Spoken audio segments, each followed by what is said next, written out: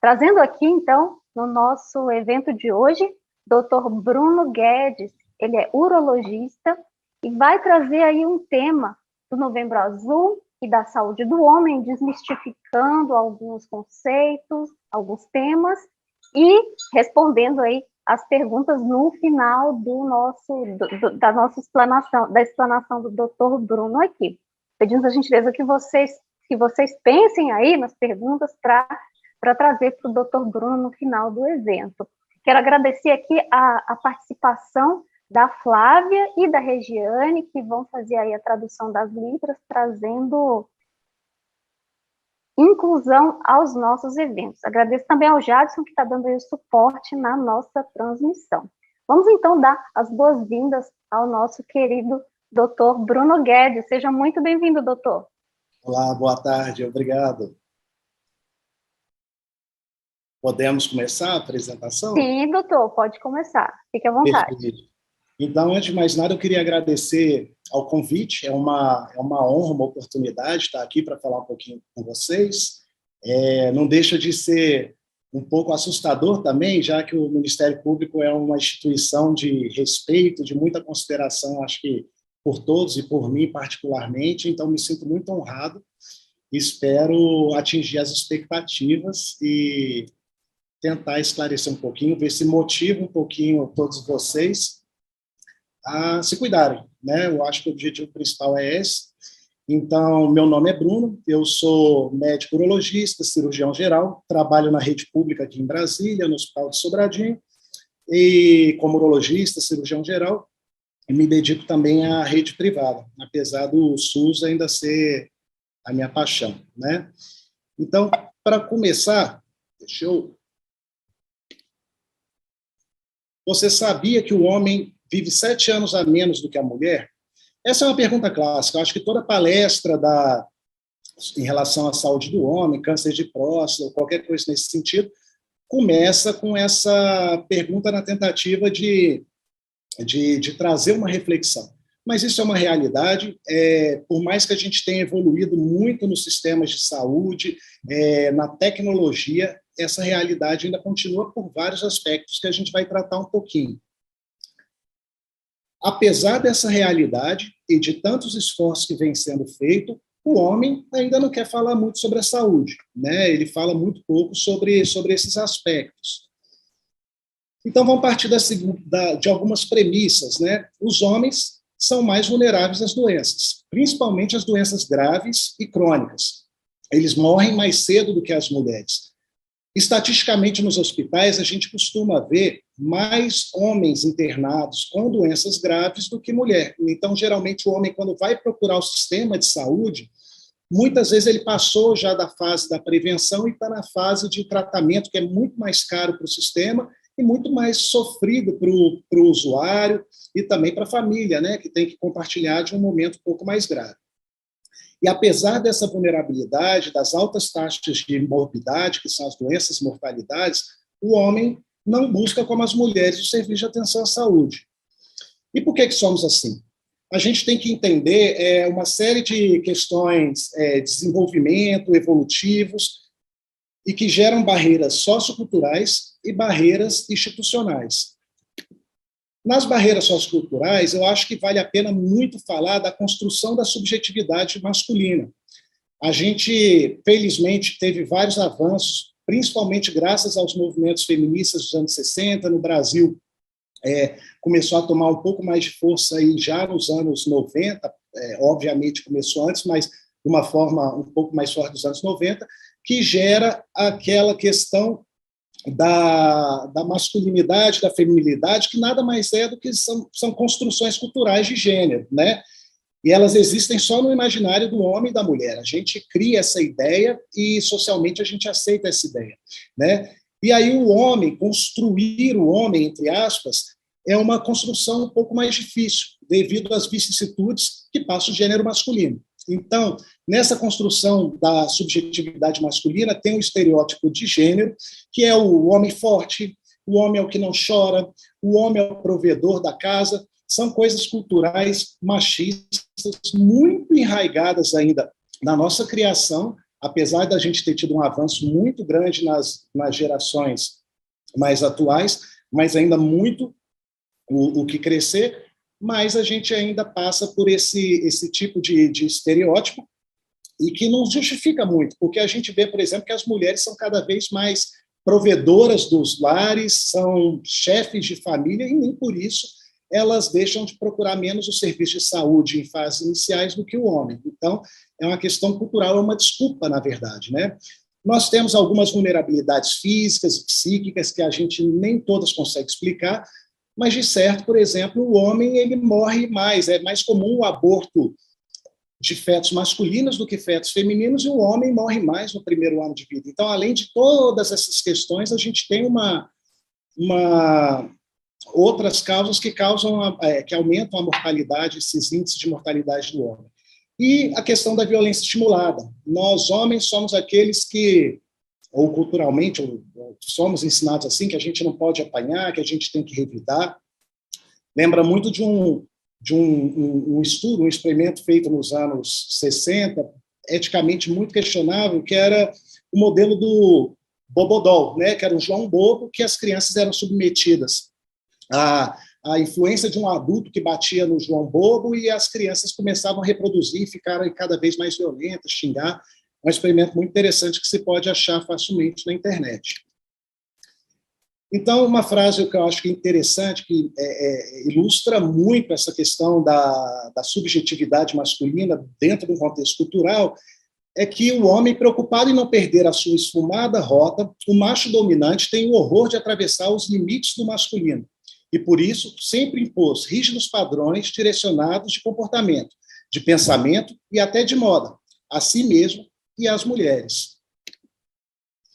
Dentro das barreiras institucionais, existem algumas outras questões que dificultam esse acesso, que muitas vezes podem ser usados mais como subterfúgio para uma desculpa mesmo, mas que acaba tendo um impacto real, que é a necessidade de faltar ao trabalho, porque eu não estou falando só de uma consulta quando a gente fala de cuidar da saúde. Muitas vezes eu tenho que fazer exames, uma consulta de retorno, né?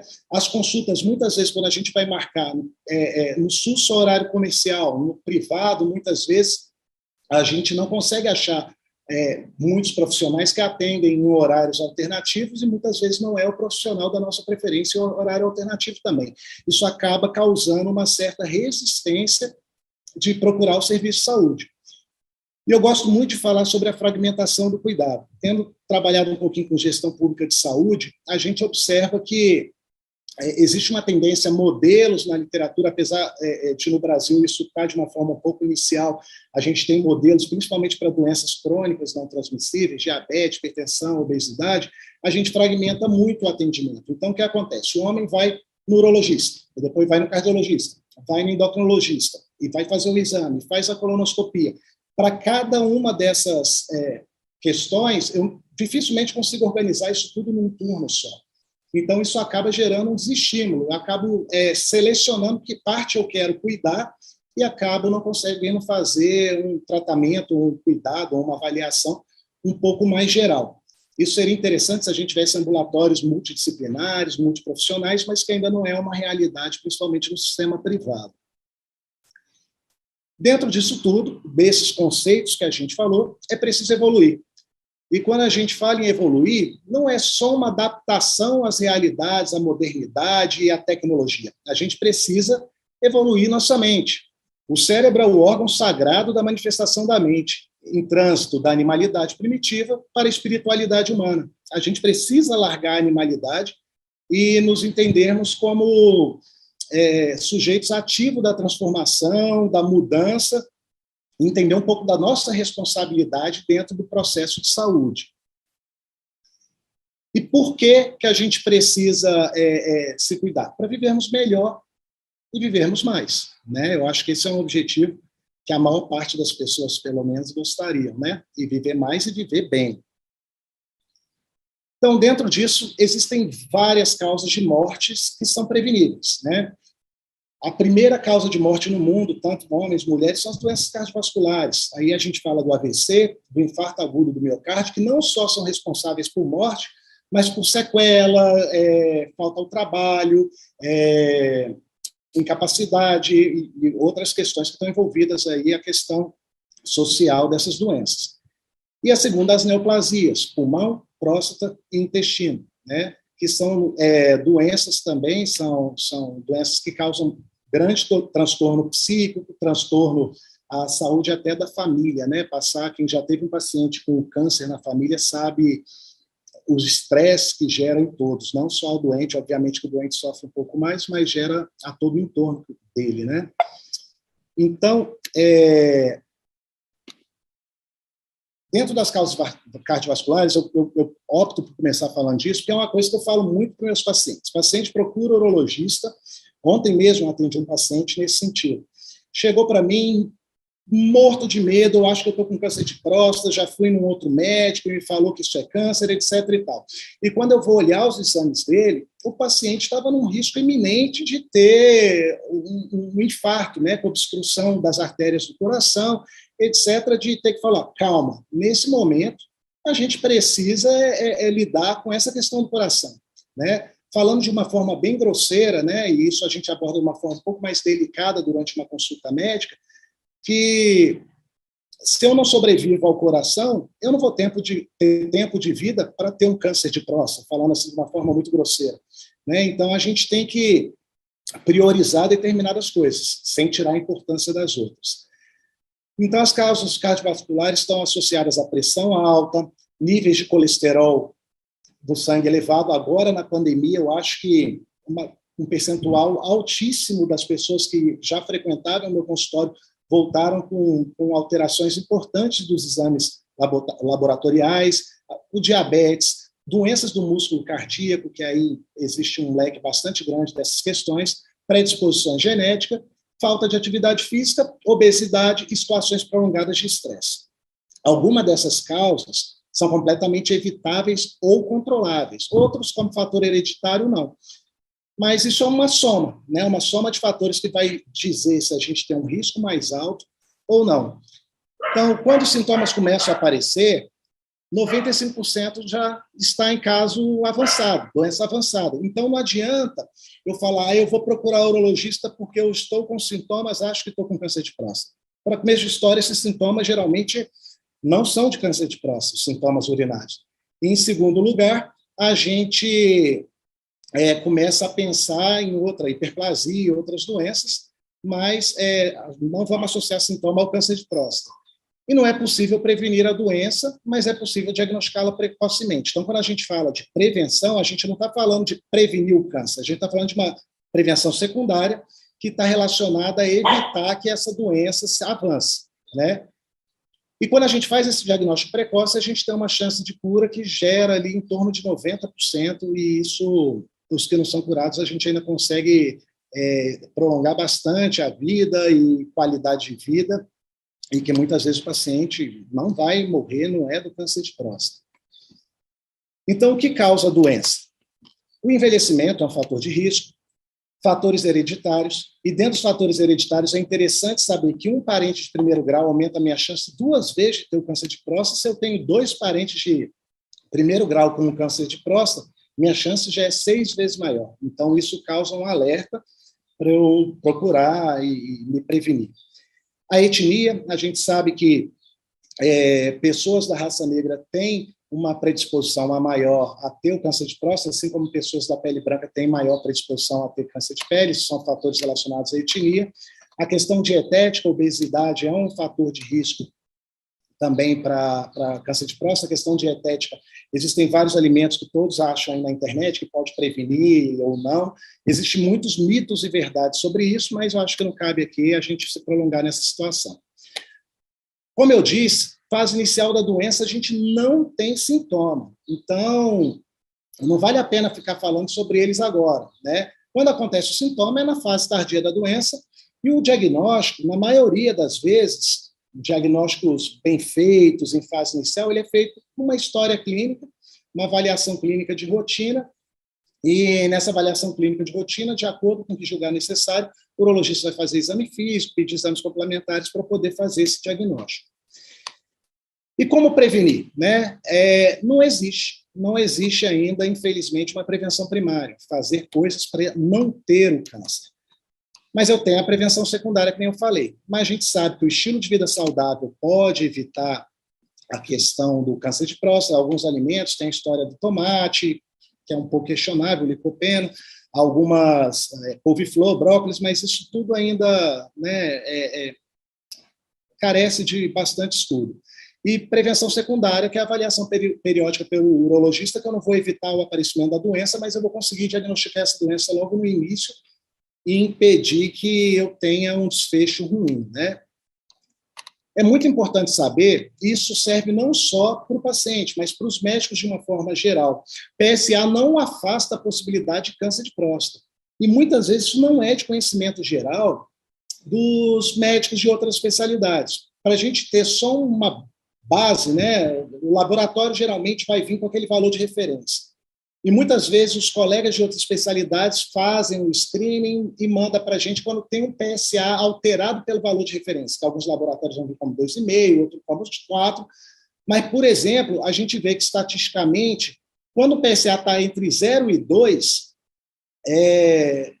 isso já tem um 10% de eu ter câncer de próstata. Então, o urologista ele vai avaliar não só o valor total do câncer do PSA, ele vai avaliar como esse PSA está se comportando, como são os últimos PSAs, ele vai ter uma história geral do decorrer do tempo do que tem acontecido com a próstata desse paciente.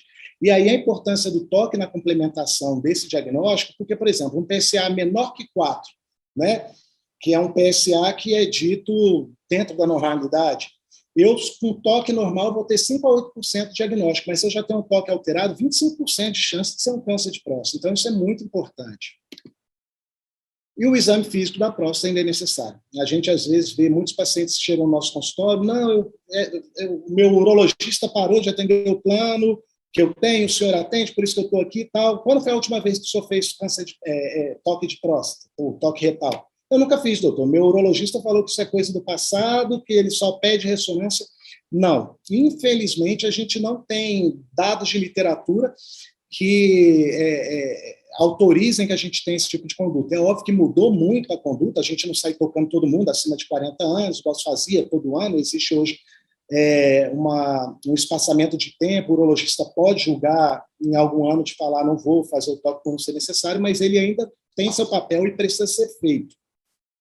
E para fazer o diagnóstico, a gente ainda lança a mão dessa ferramenta, e aí a gente precisa trabalhar muito a questão do paciente, e eu acho que isso não deve ser um impeditivo do paciente procurar um urologista, porque ninguém vai fazer um exame físico, seja ele qual for, de uma forma obrigatória. É sempre na base da conversa e na autorização do paciente sem constrangimentos. Então, é importante saber também que existem outras doenças da próstata, como a hiperplasia prostática benigna, que ela é muito mais comum do que o câncer de próstata, a infecção da próstata, que é um diagnóstico muitas vezes difícil, principalmente para quem não é urologista, e elas podem ser agudas ou podem ser crônicas, causando alguns transtornos aí urinários, às vezes dor na pelve, que são um problema também para o homem. Dentro disso tudo, acho muito interessante falar da hiperplasia prostática benigna, porque muitos daqueles homens que eu falei que quando chega no nosso consultório e fala, olha, eu estou com sintoma, estou com medo de ser câncer de próstata, na cabeça do urologista a primeira coisa que vem, não, esse paciente tem hiperplasia prostática benigna. Por quê? Porque ele é o problema mais comum no homem, né? Para a gente ter uma ideia, ele tem uma relação com o envelhecimento do paciente, ele tem a ver com entre aspas, um preço que a gente paga mantendo o hormônio normal e envelhecendo, né? E isso é tão importante que cerca de 50% das pessoas acima de 50 anos têm hiperplasia prostática benigna. Aos 90 anos, esses índices chegam a 80% dos pacientes, né? Cerca da metade desses pacientes que têm algum sintoma vão precisar, cerca de metade dos pacientes que têm a hiperplasia, eles vão ter algum sintoma. E 30% dos homens vão necessitar algum tipo de tratamento.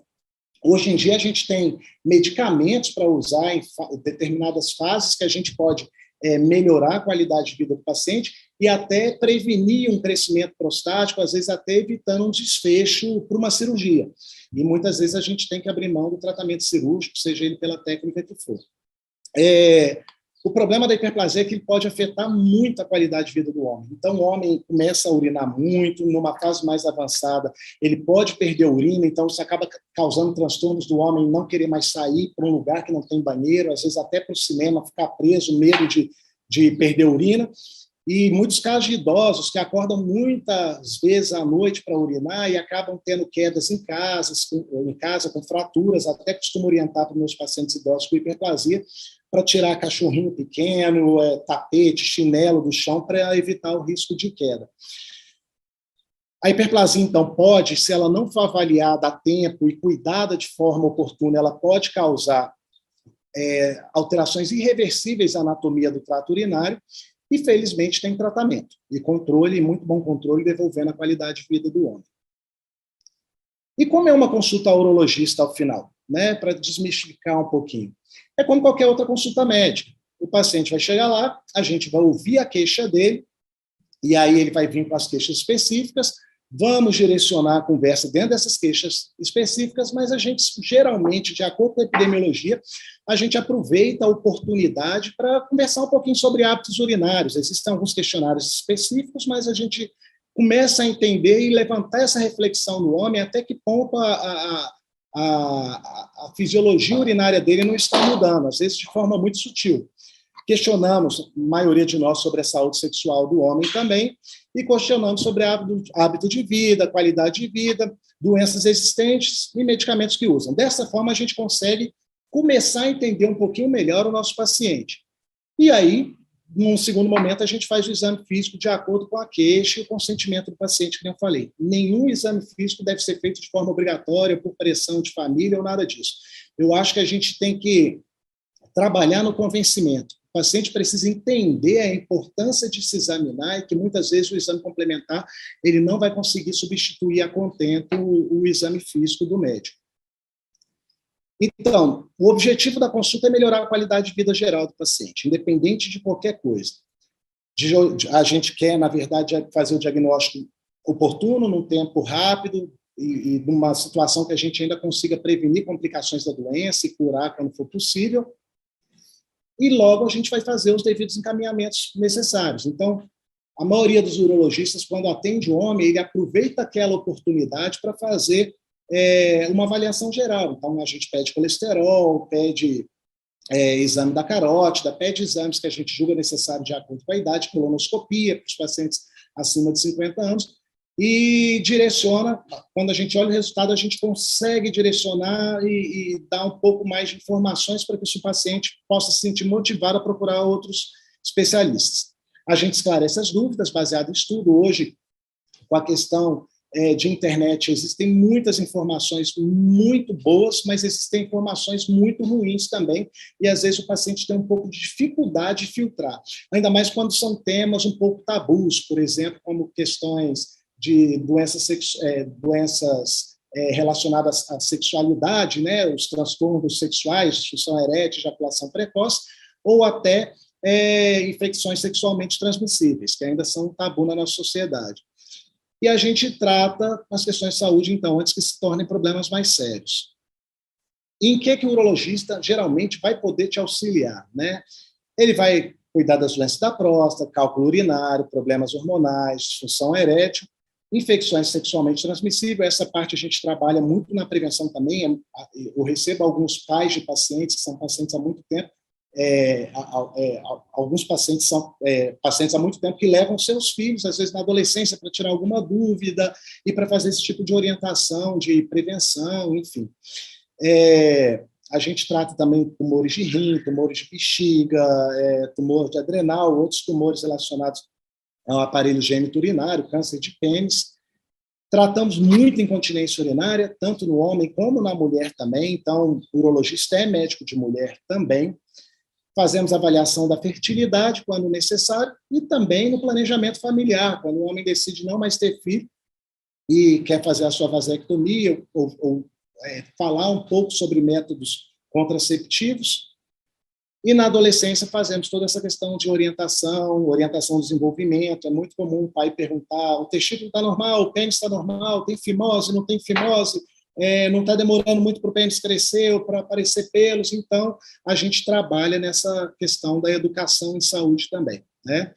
E a gente faz, como eu falei, um gerenciamento da saúde geral, orientando sobre as outras possibilidades de doenças que não necessariamente estão relacionadas diretamente à nossa especialidade.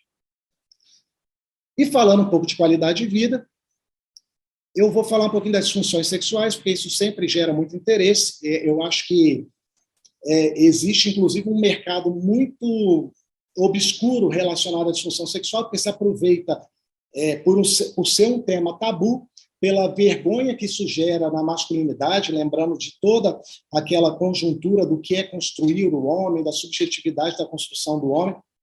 Então, existe toda uma questão cultural em relação à questão da potência, como se diz, da ejaculação, do tempo de sexo, e existe um mercado que se aproveita muito dessas questões, né? Então, acho que é uma queixa bastante comum no nosso consultório, e aí a epidemiologia da disfunção erétil é uma coisa bastante interessante. Existe o trabalho da Fiocruz, que mostra com 71.503 participantes, né, que 53% dos pacientes tinham algum grau de disfunção erétil, né? Completa mesmo 6,4%, mas mínima moderada aí chega a 46%, 47%. Então, é uma doença bastante prevalente. Grande parte dos homens vai experimentar algum grau de disfunção erétil ao longo da vida. E isso não necessariamente é uma doença, mas isso traz uma série de transtornos psíquicos, transtorno no casamento, transtornos sociais, que a gente precisa barrar isso antes que vire um monstro de verdade, né? E aí é importante saber que a prevalência, a severidade da disfunção erétil, ela vai aumentar muito relacionado ao envelhecimento do homem, mas a gente pega desde homens de 18 anos com queixa de disfunção erétil a homens de 90 anos, né? E a gente, graças à evolução farmacológica, hoje a gente tem casais de 80, 85 anos que mantêm relação sexual e com uma satisfação. E isso é bastante interessante de ver quando você vê um casal envelhecendo com essa qualidade de vida. E a gente vê que a disfunção erétil tem uma relação direta com a baixa escolaridade, a etnia, o tabagismo, o sedentarismo, o diagnóstico do diabetes, né? Depressão, a HPV pode estar relacionada também à disfunção erétil, doenças do coração, enfim. Todas aquelas coisas que tiram um pouco a nossa qualidade de vida pode afetar também a questão da função erétil. E aí é importantíssimo relatar o mundo estressado que a gente vive hoje em dia, isso pode afetar a ereção também, o confinamento dentro de casa, famílias, poxa, imagina você ter uma relação sexual no momento que está todo mundo em casa, então isso gera um grau de ansiedade, sobe a adrenalina, pode dificultar uma ereção, então são temas que a gente precisa abordar com o homem durante uma consulta de acordo com a necessidade.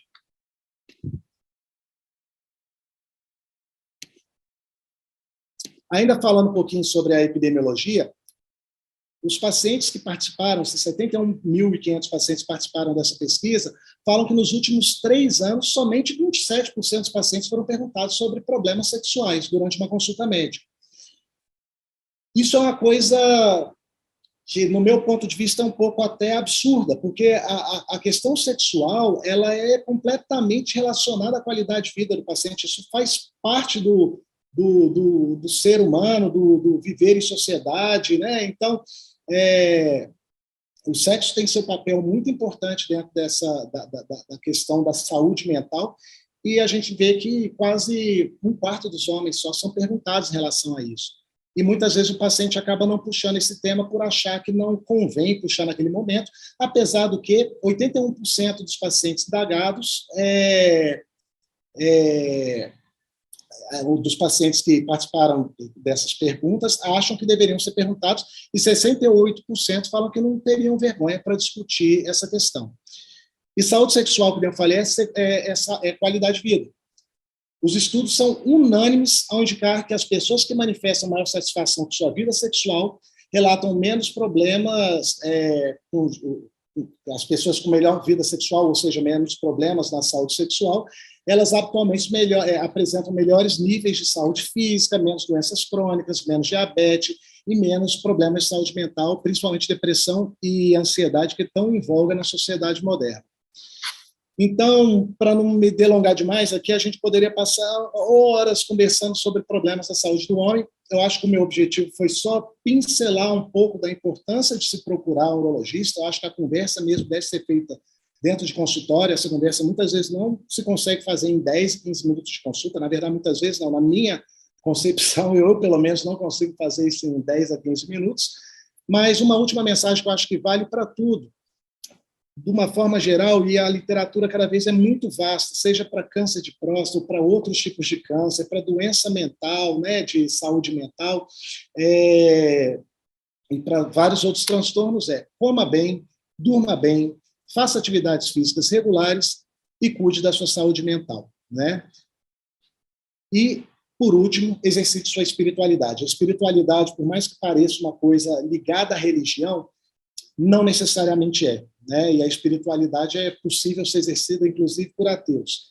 As diretrizes da Sociedade de Cardiologia sobre riscos cardiovasculares já colocam a espiritualidade como um dos fatores de prevenção de doença, e assim como na depressão, ansiedade e técnicas como meditação. É um tema muito interessante, que me chama muita atenção, mas a gente também não vai se delongar sobre isso. Então, como você pretende estar daqui 5 anos, 10 anos, 15 anos? Onde você quer chegar? Cuide-se e converse sobre a sua saúde. Eu acho que seu urologista estará lá para poder te orientar e te ajudar a percorrer esse caminho. Na maior parte das vezes, nossos pacientes acabam se tornando crônicos, no sentido que ele vem de 6 uma vez por ano, e a gente, de certa forma, acaba virando um conselheiro de saúde, né? Orientando, vamos no cardiologista, indica um cardiologista, vamos fazer uma colônia. E com o passar do tempo e no desenvolvimento dessa confiança, o relacionamento fica muito mais legal. Obrigado pela paciência de vocês, espero ter colaborado e, dentro do que for possível e eu souber responder, eu estou à disposição. Obrigado.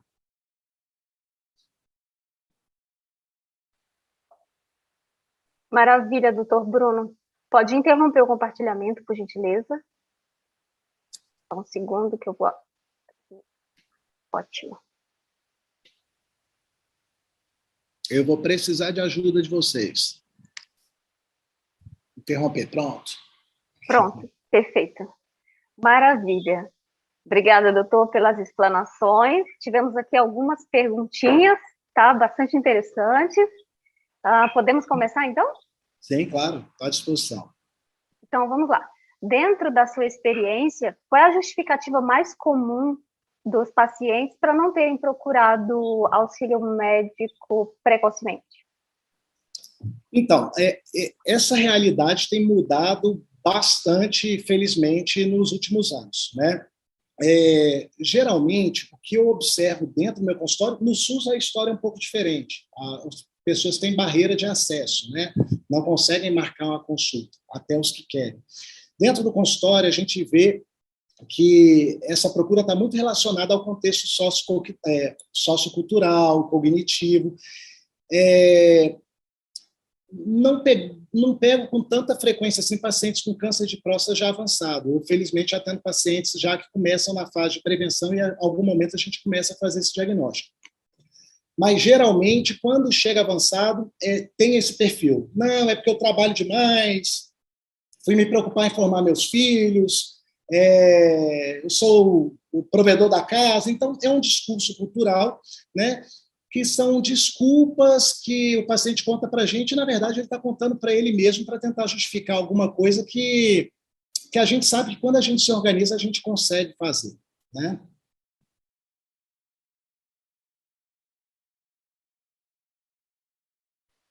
Maravilha, doutor.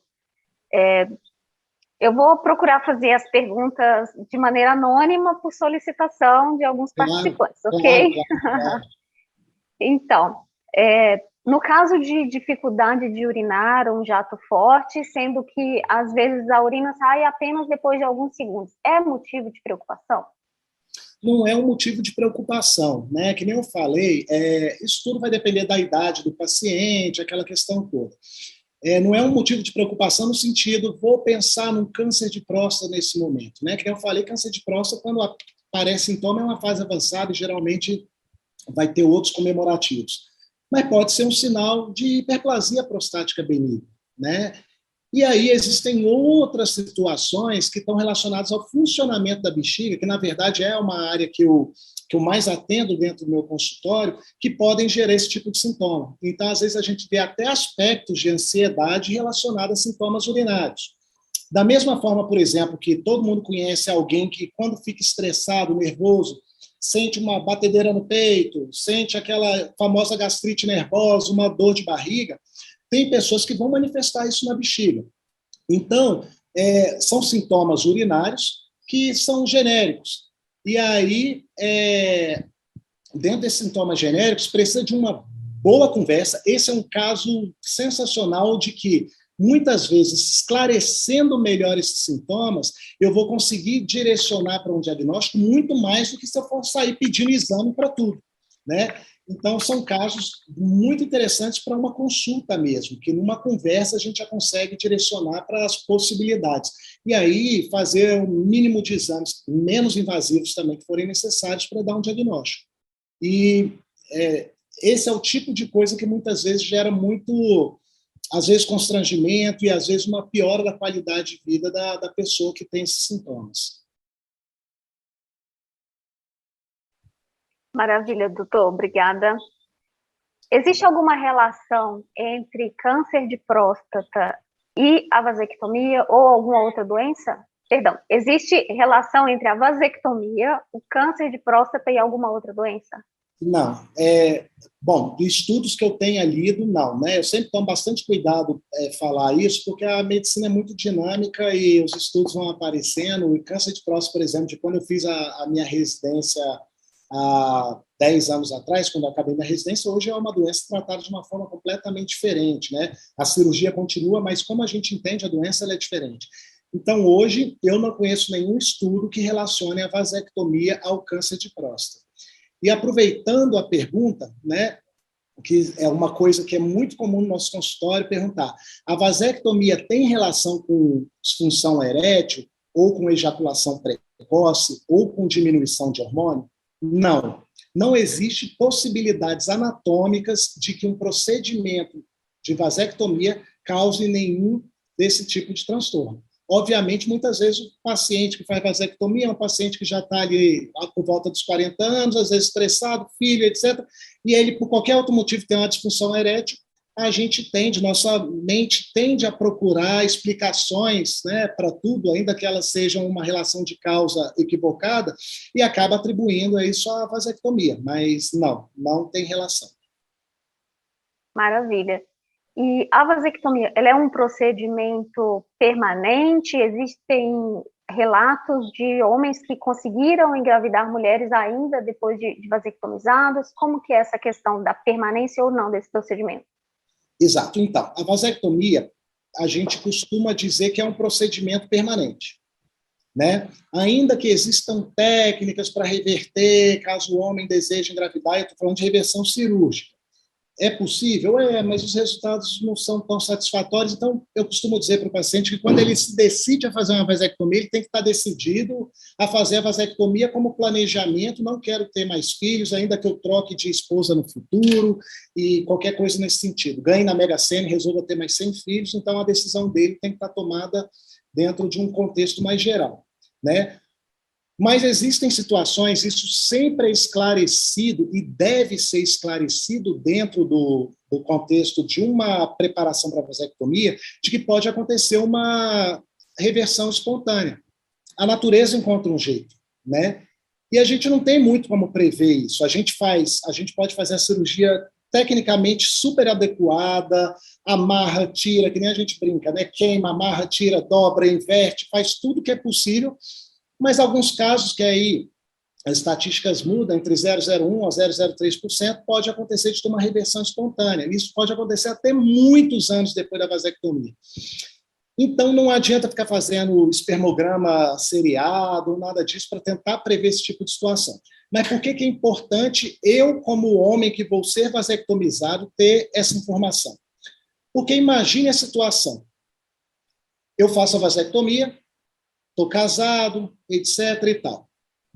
Daqui 5, 8 anos, minha esposa aparece grávida em casa.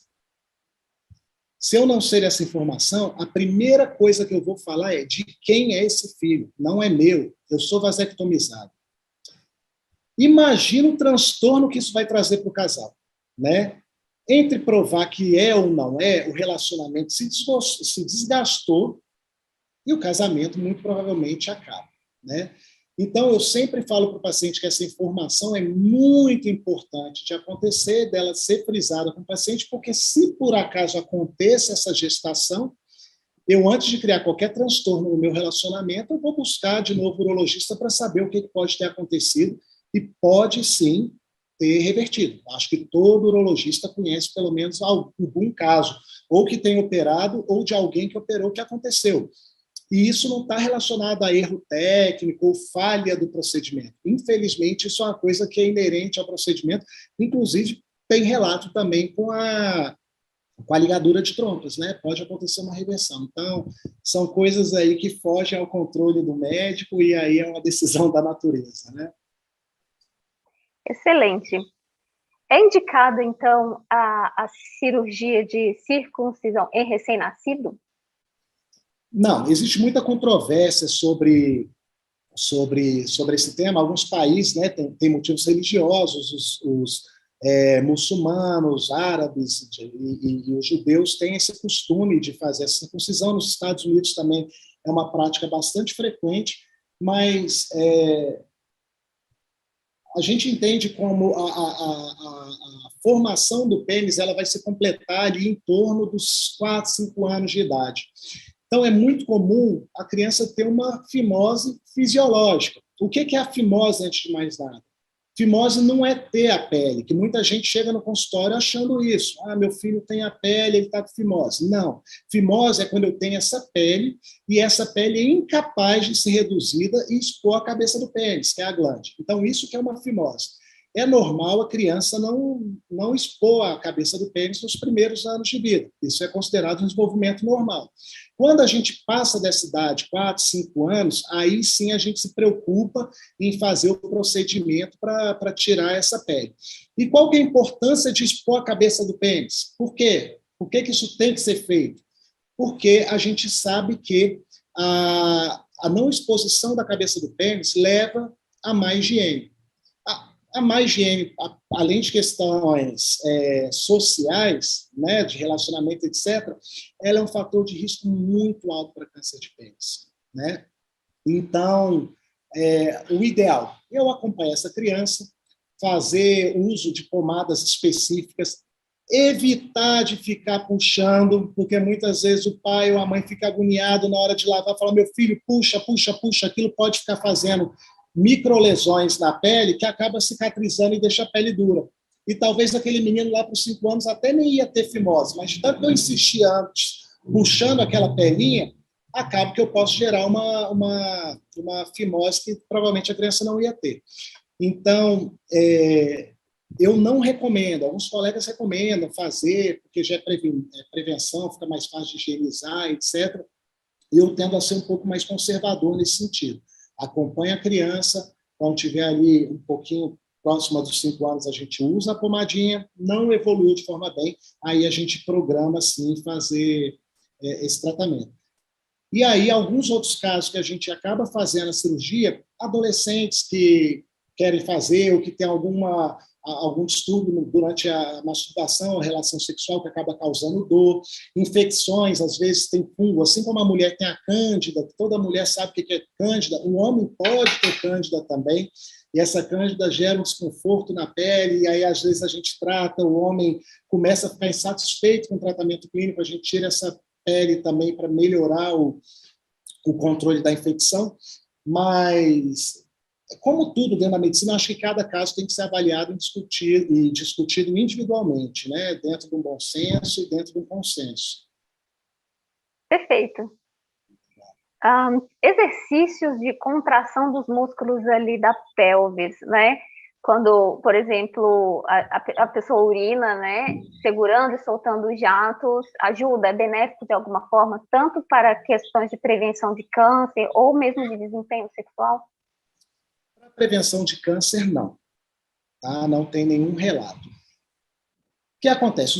Eu sou super fã da fisioterapia pélvica, eu acho que ela tem um espaço muito grande, muita coisa ainda para crescer, né? A gente acaba, as mulheres conhecem um pouco mais a fisioterapia pélvica, que melhora muito a questão urinária e acaba melhorando a questão sexual também, mas tem um trabalho recente, por exemplo, que eles mostraram, por exemplo, homens que operam de câncer de próstata. É comum ter um certo grau de incontinência, né? Não é a maioria, existe uma minoria que pode ficar perdendo urina.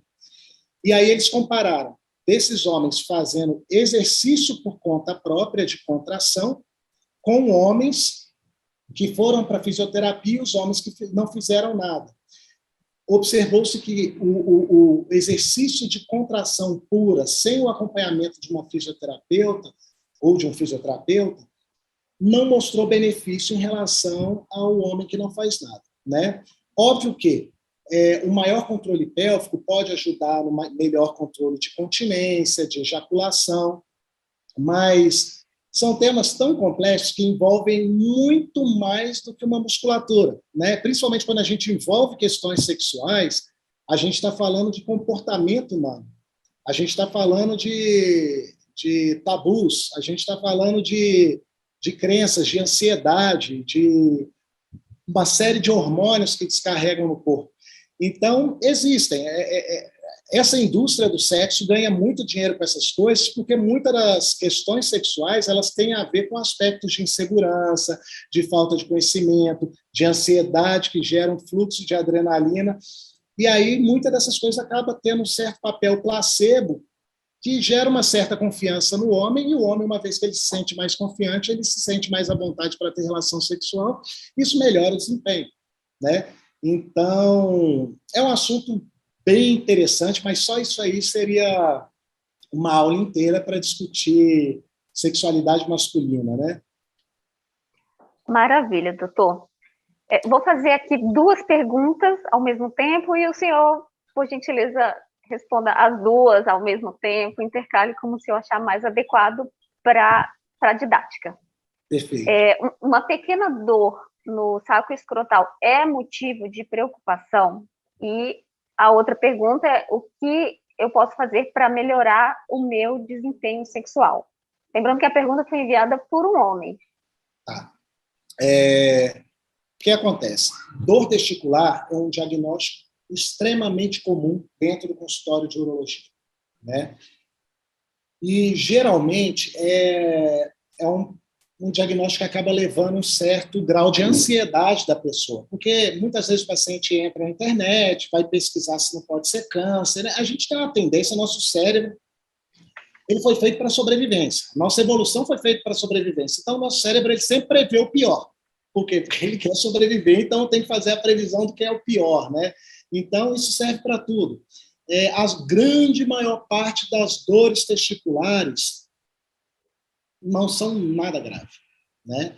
E muitas das dores a gente não consegue nem identificar causas aparentes. Mas, por exemplo, dormir sem cueca, um homem que tem um testículo um pouco mais pendurado, às vezes pode machucar entre as pernas, um grau de obesidade pode apertar o testículo, um idoso que tem um testículo um pouco mais flácido, né? O saco mais flácido, às vezes na hora de sentar ele machuca.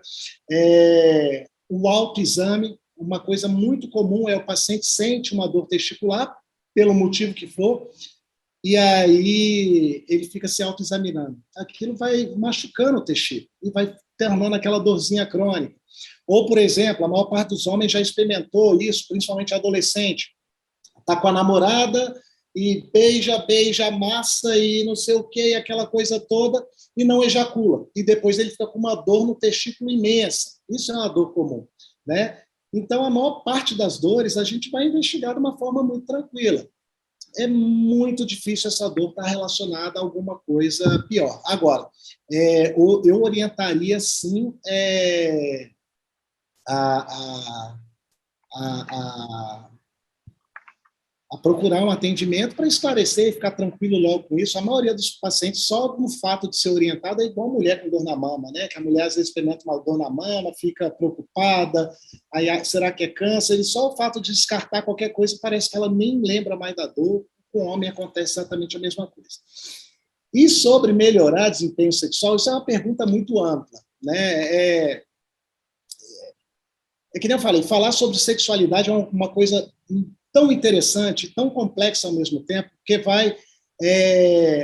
ela foge um pouquinho daquela fisiologia, pressão alta, toma um remédio, o câncer opera. A sexualidade ela envolve fatores muito mais complexos, né, do que a pessoa acredita de ser sexualidade, como foi desenvolvida essa questão sexual dela, as primeiras relações, as experiências, tudo isso vai influenciar no desempenho sexual. Agora, de uma forma geral, o que eu posso fazer para melhorar meu desempenho sexual? Atividade física, isso vai melhorar a minha resistência orgânica, melhora a oxigenação, perda de peso. A gente sabe que a obesidade e o colesterol alto pode piorar a função erétil. E não fumar. Fumar e ereção é uma coisa que não combina, né? E aí existem outras questões, o abuso de álcool. Então, assim, de uma forma geral, isso. E eu costumo dizer para os pacientes que ter uma relação saudável com a parceira ou com o parceiro, isso ajuda o casal a desenvolver um desempenho sexual mútuo que seja interessante, né? Perfeito, doutor. Pegando o gancho, então, desse assunto, sobre as disfunções eréteis que o senhor comentou na sua palestra, outras consciências sexuais, como, por exemplo, o sexo tântrico, elas auxiliam nesses casos? Sim, é uma coisa, é um tabu, né? Mas sim, né? Porque eu acho o seguinte, o que os estudos mostram, principalmente da área mais relacionada à saúde mental, é que existe tudo uma questão de condicionamento do cérebro, uma questão comportamental de como aquilo me causa situações aversivas ou não, um autoconhecimento do corpo. A massagem tântrica, o sexo tântrico, toda essa questão tântrica, ela envolve uma filosofia de autoconhecimento, né, de desenvolvimento do prazer. Nesse sentido, eu costumo dizer que as mulheres estão anos-luz mais avançadas do que os homens em relação a isso, por própria construção cultural, né? As mulheres elas passaram por muitos anos de repressão e isso é o legal do movimento feminista, porque trouxe essa consciência sexual de agora, eu não sou mais secundária na relação, etc. E, por outro lado, o homem agora que se sentia o todo-poderoso, o dono da situação, o reprodutor, o dominador, ele agora, não, eu estou dentro de uma relação que eu estou sendo julgado. Né? Eu não estou mais, a mulher obedece e fica calada. Então, isso gera uma série de ansiedades, que bom que gere. E eu acho que o Tantra, a terapia comportamental, a psicoterapia e várias outras práticas que gerem a autoconsciência, o autoconhecimento do corpo, experimentar o orgasmo de uma forma um pouco mais consciente, elaborada, pensar e conversar sobre o sexo, isso, poxa, gera uma quebra de uma série de barreiras que me leva a ter uma vida sexual mais feliz, né? E mais disciplinada, mais tranquila. E eu falo, é muito bom quando você está com um parceiro ou com a parceira certa ou adequada para aquele momento e que você possa se sentir à vontade, né? Grande parte das questões sexuais começam no eu não me sentir à vontade. Pela mesma coisa, questões culturais, eu sou homem, sempre tenho que estar disponível, não posso dizer que não, porque senão sou menos homem. Isso é uma besteira. É uma besteira, porque se eu estou dentro de uma relação, por que não dizer que eu estou preocupado com a fatura do cartão de crédito que vai chegar hoje à noite, eu não sei se o dinheiro vai dar e vou entrar no cheque especial, e eu estou com cabeça para fazer sexo hoje à noite? Né? Então, esse tema que eu falei, ele é muito amplo, ele é muito interessante, muito amplo. Eu acho que, por questões culturais, existe uma barreira muito grande ao Tantra, mas aos pacientes que se mostram com mentalidade aberta em relação a isso, a gente vê resultados, a gente vê crescimentos não só sexuais em relação ao paciente, ele amplia um pouco o campo de visão dele em relação ao próprio eu, ao próprio sujeito. Maravilha, excelente. E uma outra pergunta, hipertensos podem tomar Viagra? Pode. O que acontece? É óbvio que dentro de uma avaliação e tudo, pode. O Viagra é uma das drogas revolucionárias dentro da medicina, né? A gente costuma dizer, tem algumas drogas que são revolucionárias dentro da medicina. Foi a penicilina, primeiro antibiótico, né? O anticoncepcional para a mulher dentro dessa revolução. Agora, eu sou dona do meu corpo, eu posso decidir se eu quero engravidar ou não, né? E não dependo do homem dizer se quer camisinha ou não para me engravidar. Então, isso tem uma mudança de comportamento. E o Viagra trouxe um comportamento, uma mudança de comportamento social também. Como eu falei, hoje eu tenho paciente de 80 anos, 85 anos, que tem relação sexual e eu acho muito legal de ver, né? Aquele casal que desfruta, etc., com satisfação, sem obrigação, de uma forma muito mais madura que nós jovens talvez nem pensemos nesse momento em ter. Surgiram vários tabus em relação à droga, né? O Viagra é um vasodilatador que, quando associado a algumas outras drogas, pode sim ser um problema, pode inclusive levar à morte. Mas, obviamente, a relação sexual não deixa de ser uma atividade física, né? Então, muitas vezes o paciente ele não está acompanhando, ele não tem controle de colesterol, não tem controle de nada, a artéria do coração dele está entupidinha ali no limite. Se ele, sedentário da vida, mas desse uma louca de ir correndo até a esquina, talvez ele infartaria. Mas só que ele toma o Viagra por conta própria para fazer uma atividade sexual. E aí, dentro dessa atividade sexual que poderia ser outra, essa atividade física pode levar ao infarto. E associação com outras drogas. Mas, de uma forma geral, é uma droga muito segura. Aconselho ser avaliado por um médico. Não é uma droga que precisa de prescrição para comprar, mas eu aconselho, sim, para usar a droga com segurança, né? Porque aí pode gerar até, levando para a mesma questão do sexo, da gente viver o momento, né? Como um momento quase meditativo. Imagina, eu tomo um Viagra e aí fico tendo relação sexual, mas ao mesmo tempo eu estou inseguro e pensando, será que eu posso infartar, se eu posso morrer, a cabeça não ficar tranquila? Então, acho que quando a gente faz isso de uma forma organizada, dentro de uma consulta, a gente reforça o lado positivo, como usar o medicamento, o melhor medicamento, porque de acordo com o comportamento sexual a gente tem medicamentos melhores ou piores, e aí curtir. Eu acho que, agora, de uma forma geral, não tem problema. Excelente, doutor. Agora, entrando um pouco mais especificamente na questão do câncer de próstata, ele é hereditário? Ele tem um componente hereditário muito forte, né? Então, hoje,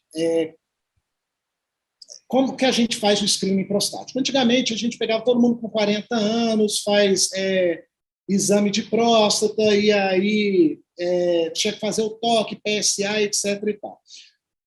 Hoje, isso mudou um pouquinho. O exame de próstata, o screening, né, o check-up da próstata, vamos dizer assim, ele tem duas situações que são marcos que eu acho que a gente precisa entender.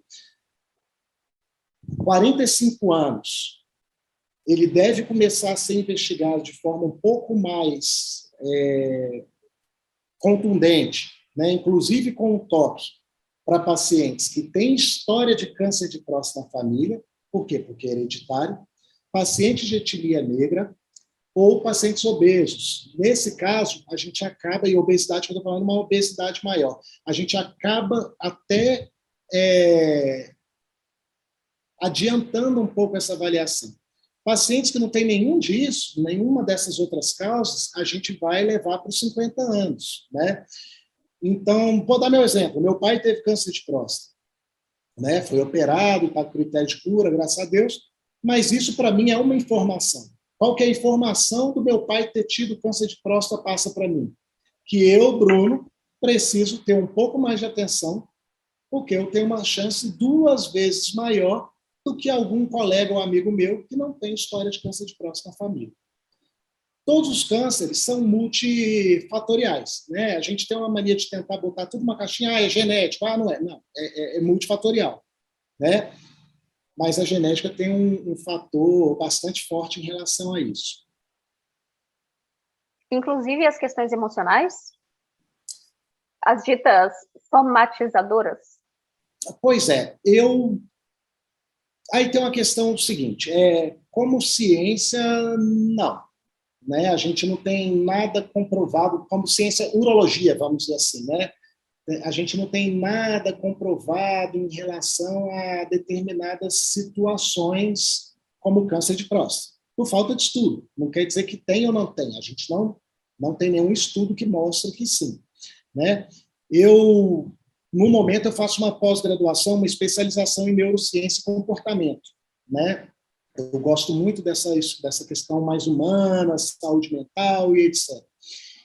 E a gente vê que nosso cérebro tem um poder imenso e tem muita coisa que eu acho que a gente ainda está por descobrir, né? Mas nesse momento eu particularmente como urologista eu acho que quando a gente, ainda que não tenha uma relação direta da, da saúde mental com o desenvolvimento da doença em si, por exemplo, eu estou ansioso, estou com depressão, qualquer coisa, será que eu posso ter câncer? Ainda que eu não possa dizer que sim ou que não, mas o que a gente vê é que isso muda a forma que a gente encara a doença. Né? E aí, sim, tem estudos, pacientes deprimidos, ansiosos usam mais medicamentos, tem uma tendência maior ao sofrimento, vamos dizer assim. Né? Então, a gente passa de uma forma um pouco mais árdua pela doença, e não só pela doença, por qualquer problema da vida. Né? A gente passa de uma forma um pouco mais árdua e eu acho que a gente tem que começar cada vez mais a lidar com esses aspectos para a gente, até doenças com que a gente não possa evitar, já que a gente não pode evitar, tentar passar de uma forma mais tranquila possível. Perfeito, doutor. Há algum padrão de alimentação que vá ao encontro da prevenção do câncer de próstata? Então, hoje é que nem eu falei no final, comer bem. Não é só para o câncer de próstata, é para todos os cânceres, né? Para quase todos, vamos dizer assim, vamos generalizar tudo. E para a saúde como um todo. Até para depressão, a gente já tem uma relação entre alimentação e predisposição à depressão. Né? Então, para câncer não é diferente. A gente sabe que alguns alimentos, a obesidade em si é um fator de risco. Né? A gente sabe que a síndrome metabólica é um fator de risco tanto para a hiperplasia prostática benigna quanto para o câncer de próstata.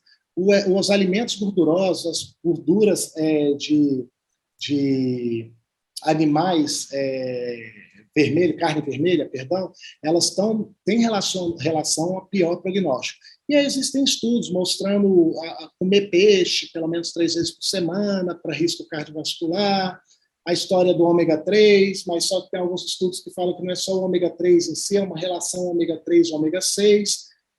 Tem estudos relacionados ao licopeno, né? O licopeno é encontrado no tomate, mas talvez a quantidade de tomate que eu teria que comer para isso realmente ter algum impacto talvez seria muito alta. E alguns, eu não sei como se chama a classe desses, eu acho que caulíferos, não vou me lembrar, não vou me arriscar aqui, mas couve-flor, brócolis, teria também alguma influência. Mas, de uma forma geral, eu acho que a gente, cada vez mais, está muito fácil comprar caloria, né? A gente hoje acha caloria muito fácil. E a gente foge daquelas orientações clássicas da avó da gente, né? Tem que comer bem, comida tem que estar coloridinha, tem que ter uma verdurinha, tem que ter um leguminho, aquela coisa que a avó falava.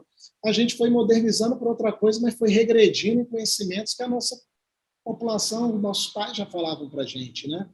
Então, de uma forma geral, a alimentação saudável, atividade física, e atividade física eu costumo falar um pouco diferente dos outros colegas médicos que falam, o senhor faz uma caminhada? Meu pai, um outro exemplo que eu vou usar de novo, faz a caminhada dele. Eu falo, meu pai inteiraço, fazendo caminhada. Caminhada era o que a gente devia fazer no nosso dia a dia, que a gente não faz mais, que vai de carro para lá e para cá, não levanta nem para desligar a televisão. Né? Atividade física é uma atividade física regular, um compromisso, ou vou nadar, vou fazer uma hidroginástica, vou realmente me movimentar de uma forma organizada. Eu falo, é melhor caminhar do que nada, mas você pegar uma pessoa de 60, 70 anos, eu tenho um paciente de 70 anos que toda vez que vai no consultório ele leva as medalhas dele, ele adora ir lá, bate um papo danado, que ele corre 10 quilômetros todo dia, né? Então, óbvio que a gente não precisa ser maratonista, mas fazer uma atividade física regular também melhora toda essa qualidade de vida. E aí a gente não está falando só sobre câncer, serve para tudo, inclusive para a questão sexual, como eu falei antes. Certinho. Tem duas perguntas aqui que eu vou fazer a mesma junção, certo? O exame de toque, se o senhor pode falar um pouco da eficácia e da precisão, e quem tem mais de 40 anos deveria fazer o teste do PSA de quanto em quanto tempo? Geralmente, isso tem algumas controvérsias, né? Até fazer o screening prostático ou não, que é essa rotina, ele tem algumas controvérsias, porque é o seguinte, algumas pessoas elas preconizam que deve ser feito e existem outras sociedades que falam, não tem necessidade, mas acaba gerando mais a questão de custos também, quando lida com saúde pública, tem que fazer uma gestão de custos, etc. Mas, geralmente, a gente orienta que os pacientes, a partir dos 40 anos, comecem a fazer uma avaliação médica anual, né, para ver a sua saúde geral, por essas outras questões que eu falei. Pacientes cada vez estão infartando mais cedo, AVC cada vez mais cedo. Então, já começa a olhar seu colesterol, se eu não estou com uma resistência à insulina, um pré-diabetes, aquela coisa toda. E dentro desse contexto, eu faço um PSA. E aí lembrar da coleta do PSA, que ele tem que ser feito 2 dias sem relação sexual, sem atividade física, porque senão ele vem aumentado e acaba enganando, principalmente o médico mais desinformado, que vai olhar e falar, nossa, veio mais alto. Às vezes a forma que foi coletada não foi adequada, isso pode alterar o exame. E aí, 45 anos, aí eu acho que não tem mais como fugir muito do urologista, pelo menos para fazer uma avaliação inicial, ainda que eu não tenha fator de risco de câncer de próstata, a gente tem as hiperplasias prostáticas, que são aquelas que causam alteração urinária e que com 50 anos metade dos homens vão ter. E às vezes a gente consegue já começar a entender como é que está o desenvolvimento desse crescimento da próstata para gerar um tratamento, um plano. Então, vou começar a entrar, existem drogas hoje que impedem que essa próstata comece a crescer ou não. E aí eu vou puxar para o toque retal, para o exame digital da próstata. O que é isso? O exame ele é feito de forma simples. Por que ele é feito? Né? Quando a pessoa pega, às vezes chega no nosso consultório, a esposa desesperada com o marido, e fala, nossa, ele fez um ultrassom e está dizendo que a próstata é aumentada. No nosso imaginário, alguma coisa que aumenta é câncer. Né? Tem um caroço que cresceu, o rim cresceu. No imaginário de muita gente, isso é câncer. Né? O câncer de próstata, eu costumo dizer que é como se eu colocasse imagina que eu boto um grãozinho de arroz ou de feijão embaixo da minha pele e fico sentindo aquele grãozinho, ou um caco de vidro que entra e a gente fica sentindo aquele grãozinho. No toque, a gente vai sentir o câncer de próstata dessa forma. É um nódulozinho, às vezes muito pequeno, que a gente tem treinamento de sensibilidade para poder identificar esses nódulozinhos. Uma vez que a gente diagnostica, identifica esse nódulozinho, a gente aumenta muito a possibilidade de diagnóstico do câncer, inclusive para direcionar onde eu vou fazer a biópsia. Né? Já na hiperplasia prostática, o toque vai mostrar o quê? A próstata toda aumentada, a consistência não é dura, então a gente já pensa numa doença benigna. O toque tem seu papel, que nem eu falei, eu geralmente eu costumo, por uma rotina minha, eu não costumo tocar o paciente na primeira consulta. A primeira consulta eu gosto de conversar, explicar do porquê que tem necessidade ou não de fazer toque, porque hoje já acontece até o contrário, o paciente vai para o consultório lá 42, 43 e fala, doutor, mas não vai ter toque? E não vai ter toque. Então, eu acho que a gente tem que fazer sempre esse trabalho de educação da pessoa entender por que vai ter e por que não vai ter. Eu costumo fazer o toque quando necessário, numa segunda consulta, e com um paciente que esteja bastante tranquilo em relação a isso, né? Que ele entenda e esteja disposto realmente a fazer. Numa forma geral, eu vou te falar que eu não costumo ter muito problema de paciente falar, não quero ser tocado de jeito nenhum. Felizmente, esses tabus estão caindo cada vez mais.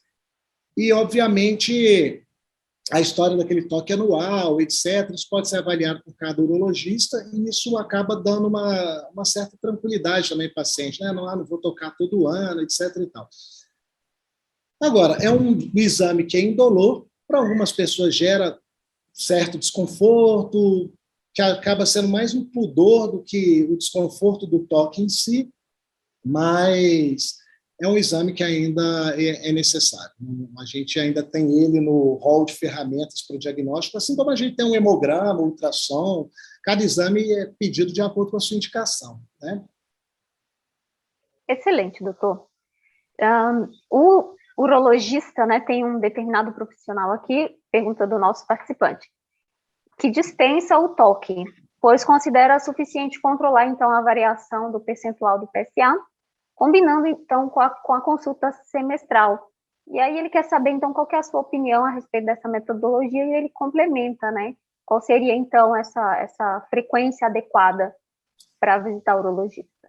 O tratamento é individualizado, né? Então, é difícil saber, porque às vezes chega para mim um paciente com um único PSA. Eu falo, olha, esse PSA sozinho, ele é uma foto do momento atual. E para avaliação de próstata, eu preciso do filme dos últimos anos, né? Eu preciso de ter como esse PSA está evoluindo ou não. Eventualmente, o paciente tem baixos fatores de risco, um PSA muito baixo, ou, por outro lado, paciente muito idoso, né? A gente não toca mais paciente acima de 75 anos se a gente tiver outros sinais muito bons. Então, tem que ser avaliado muito individualizado. Ou o urologista fez um toque recente que estava com uma consistência muito boa e o PSA não teve grandes evoluções.